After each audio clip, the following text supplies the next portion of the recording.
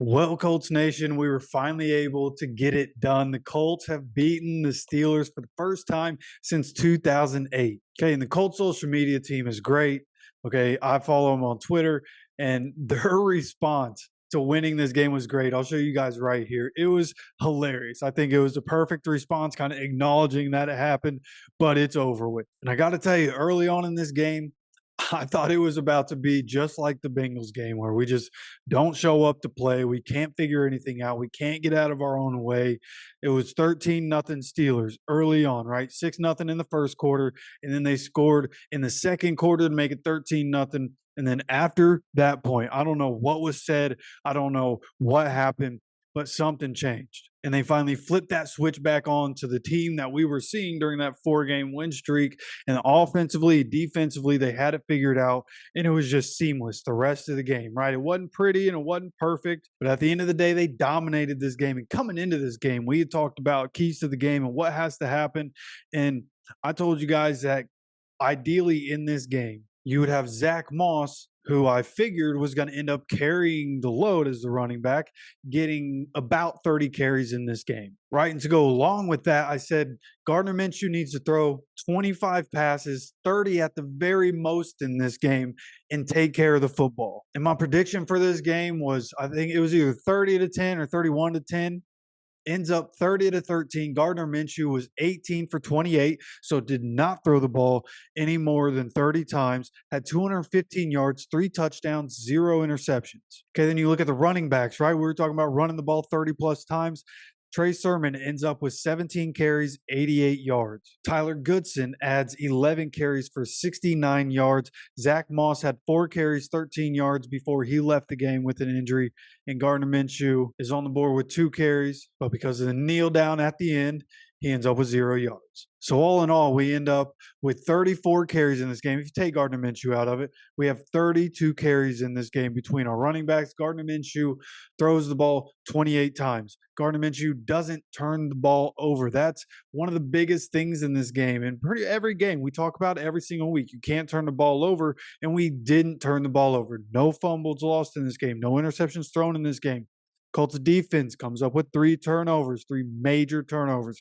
Colts controlled the ball 33 minutes and 20 seconds. Okay, by the end of it, they have 19 first downs to the Steelers' 13 first downs. And even though we come out with 30 points and a lot of this is good, right? No turnovers. Minshew's stats aren't terrible. We ended up with 170 rushing yards, 5.7 yards per play.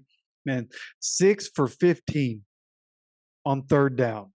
Okay, third down percentage this year just has not been good for the Colts. And this is including our wins. Like we're able to overcome our third down percentage because of the explosive plays that happen in Shane Steichen's offense.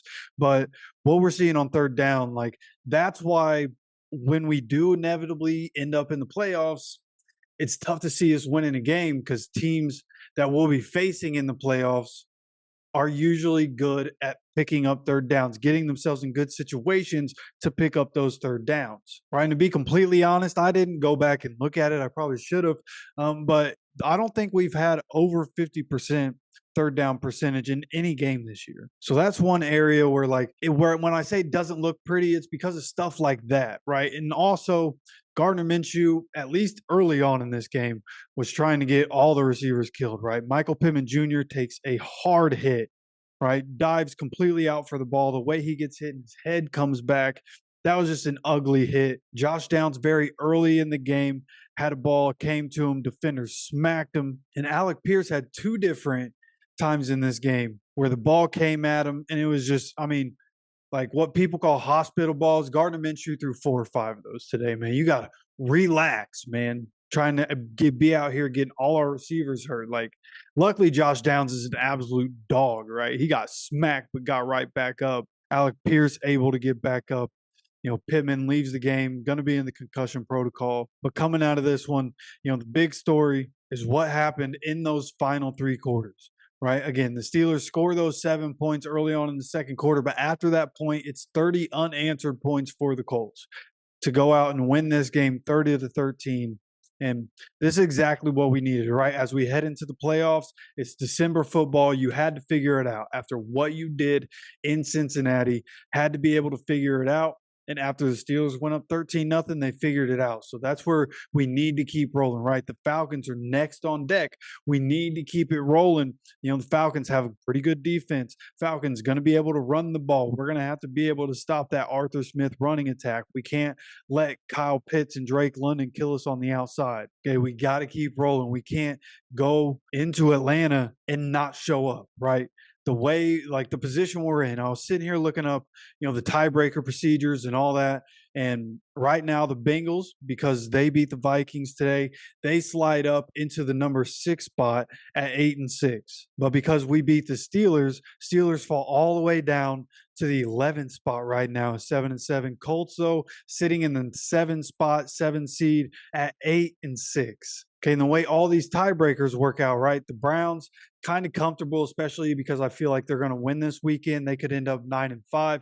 They'll have a game on both the Bengals and the Colts, and then the Bengals have the head-to-head against us. So as long as we have the same record with the Bengals, they're going to be ahead of us, and we'll be stuck fighting for that 7 seed. But then as you move down and you start to look at it, and you look at the tiebreaker rules, right below us is the Houston Texans, right? And if we end up with the same record as the Texans, especially that Week 18 game could be pivotal for that.